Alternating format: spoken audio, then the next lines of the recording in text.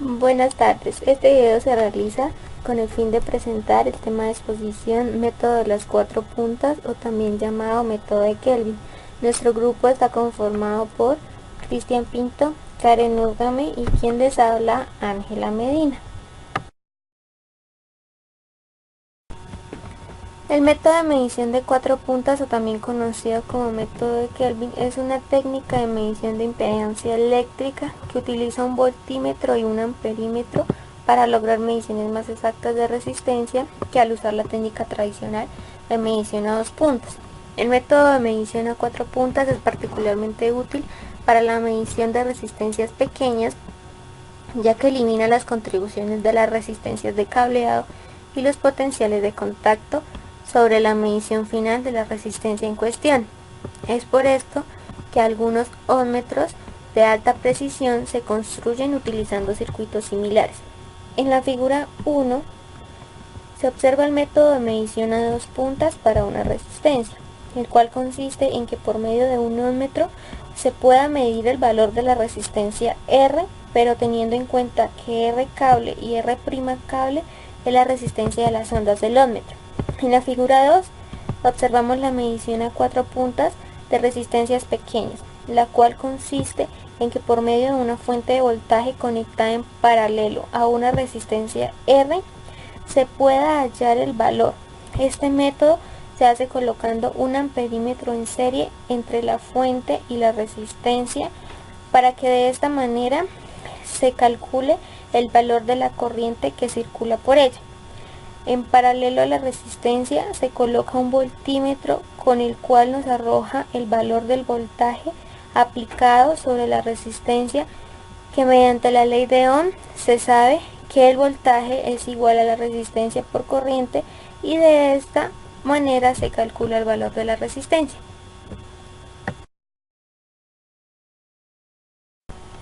En los objetivos del método de cuatro puntas o método de Kelvin tenemos que permite la medición de resistencias de bajo valor, diseminación de la resistencia de una muestra plana.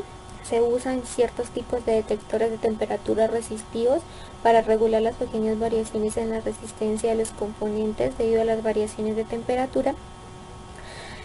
Se usa en la determinación experimental de la resistencia o conductividad de diversas muestras en distintas geometrías y es un estudio experimental del efecto piel en conductores de corrientes. Este efecto produce que cuando por un conductor circula una corriente alterna, la densidad de corriente no es uniforme, sino que es mayor en los bordes del mismo. La figura número 3 que se presenta a continuación corresponde a la representación esquemática del método de las cuatro puntas o método de Kelvin.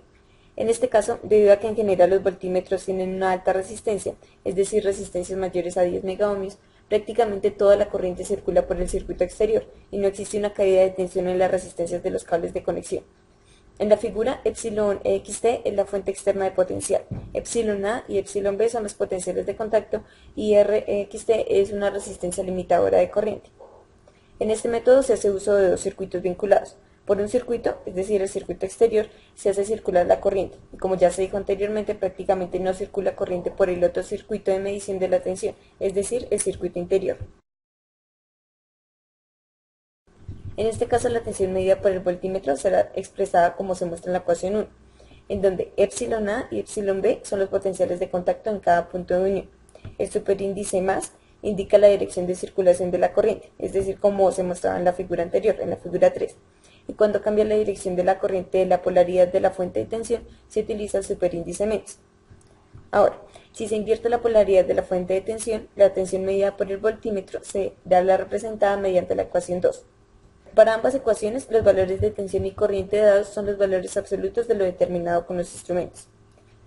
La ecuación 3 representa la resta de las ecuaciones 1 y 2, de tal forma que la sumatoria de las tensiones del voltímetro en ambos sentidos es igual a la intensidad de corriente igualmente en ambas direcciones multiplicado por la resistencia.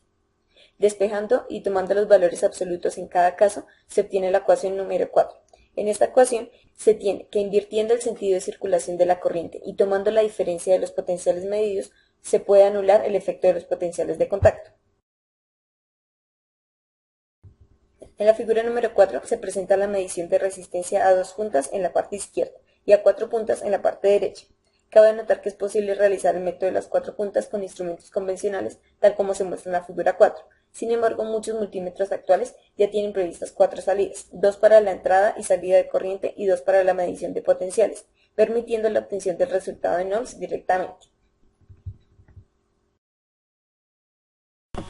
Medición de la resistividad de una muestra de geometría simple, caso 1D. Para explicar la medición de resistencias en un área unidimensional se tiene una muestra de área transversal A, como se observa en la figura 3, la cual presenta una resistencia que se simboliza como ρ. Si en un punto de la muestra se inyecta una corriente I y por el otro se extrae dicha corriente, la caída de tensión entre los dos electrodos es B. Suponemos que la distancia entre los mismos es S y la diferencia de potencial V entre dos puntos separados por una distancia S puede expresarse de la siguiente manera. La ecuación 1 representa la tensión medida cuando la corriente se inyecta en cierto sentido con corriente positiva y la ecuación 2 cuando la corriente invierte su dirección. Por lo tanto, la resistividad es igual a la de transversal sobre la distancia de dos puntos por la tensión medida cuando se inyecta la corriente menos la corriente invertida por la corriente suministrada menos la corriente extraída. La ecuación 3 es la forma correcta de calcular la resistividad en un caso 1D. Ahora se va a presentar un ejemplo de medición de la resistividad de un alambre por el método de las 4 puntas. El equipamiento necesario y básico para realizarlo es alambre de cobre o aluminio o plata o hierro, 2 multímetros para medir corriente y tensión en milivoltios, una fuente de tensión continua o alterna de unos 12 voltios evaluado a 2 amperios. Se requieren muestras de algunos metales puros, aproximadamente un 99% de pureza, de tal forma que sea más sencilla la comparación de los valores medidos con los reportados en las tablas para cada material. Algunas sugerencias para el trabajo son: primero, es importante que la geometría de la muestra se pueda caracterizar bien. Para esto se sugiere usar un alambre de 1 a 3 milímetros de diámetro y con una longitud de aproximadamente 1 metro, con el fin de obtener una precisión en los valores de diámetro y longitud determinados. Segundo, la distancia entre los conectores del voltímetro determina el valor de L y la longitud del alambre entre los puntos A y B es lo que determina L, tal como se esquematiza en la figura número 3, mostrada anteriormente. Los conectores de corriente deben unirse o soldarse a esos puntos, los puntos A y B, o conectarse a puntos fuera del intervalo que determina L. Una tercera sugerencia es que los cables que llevan la corriente deben tener un área tal que puedan soportar la máxima corriente sin calentarse excesivamente. Sin embargo, el cable que se conecta al voltímetro puede ser más delgado ya que por él prácticamente no circulará corriente. Cuarto, es importante realizar variaciones de la polaridad de la fuente externa de tensión y analizar si la magnitud de la tensión y corrientes medidas cambian significativamente. Quinto, realizar varias mediciones de tensiones para diferentes valores de corriente. Para mantener la temperatura constante, se puede sumergir la resistencia en un vaso de agua y mantener monitoreada la temperatura. Posteriormente se grafica la tensión medida como función de la corriente, teniendo en cuenta si se está trabajando con corriente alterna o continua, y posteriormente determinar el valor de la resistencia. Finalmente, conociendo el valor del diámetro y la longitud del alambre, es posible determinar el valor de la resistividad del material. Ahora hablaremos sobre determinación de resistencias de bajo valor. La determinación de la resistividad o conductividad de una muestra es de gran utilidad en muchos experimentos y aplicaciones industriales.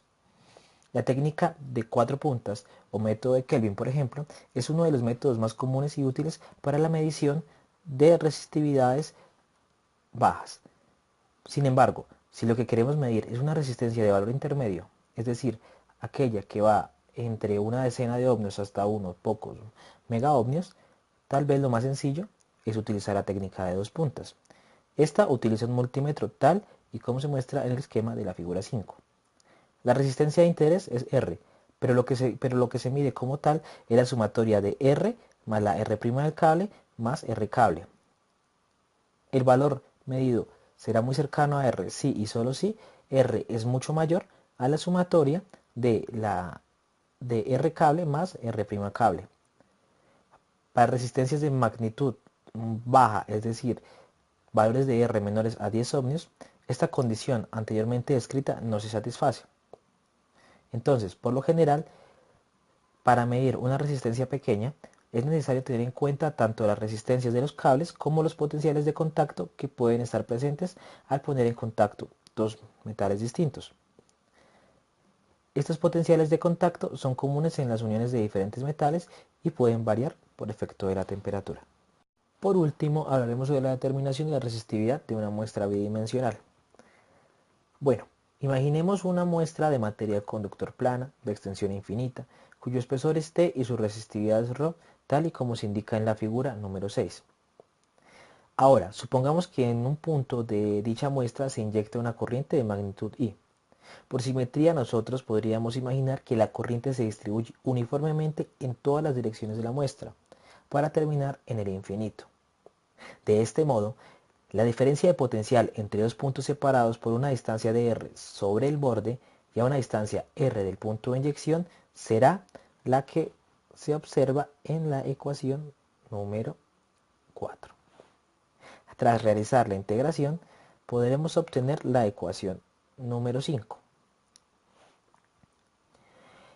Ahora, la diferencia de potencial entre dos puntos que están a una distancia A y B respectivamente del punto de inyección estará dada por la ecuación número 6. Si las distancias entre el punto de inyección y los puntos de medición son las mismas como se muestran en la figura número 7, es decir, si A es igual a S y B es igual a 2S, entonces la división entre B y A será igual a 2. Si además por un segundo punto de la muestra distanciada del punto de inyección por una distancia 3S, como se ilustra en la misma figura, se extrae la misma corriente I, por el principio de superposición podremos reescribir nuestra ecuación número 6 a la forma de la ecuación número 7. Entonces, por lo tanto, en una geometría plana y con electrodos equidistantes y separados una distancia en la cual S, el valor de S es mucho mayor al valor de T, la resistividad de esa muestra puede extraerse de la medición de la corriente de inyección I y la medición de la diferencia del potencial delta V. Nótese que la distancia S no interviene en el cálculo de ρ, aunque debe cumplirse que S es mucho mayor a T para que valga la suposición de geometría plana. Otra condición implícita en este método es que las dimensiones de placa plana, caracterizada por la longitud D, sea mucho mayor que la distancia entre los electrodos. Si no se cumple con que D sea mucho mayor que S, debe usarse un coeficiente de corrección por dimensión finita.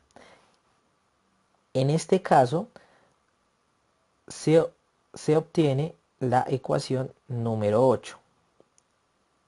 El coeficiente de corrección es conocido como F1 y este coeficiente se puede obtener a través de la tabla que se observa en la figura 8. Similarmente, si la muestra no es muy delgada, es decir, si no cumple con el hecho de que S es mucho mayor a T, es necesario introducir una corrección análoga. Por último, muchísimas gracias por su atención.